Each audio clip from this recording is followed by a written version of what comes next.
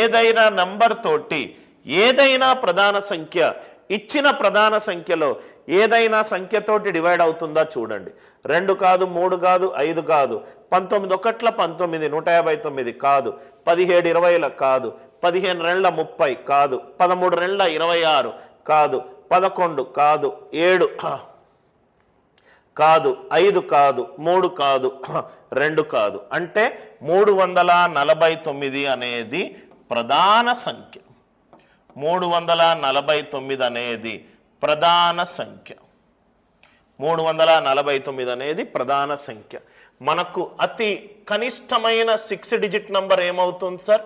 1 followed by 5 సున్నాలు divided by 349 divided by 349. 1 followed by 5 zeros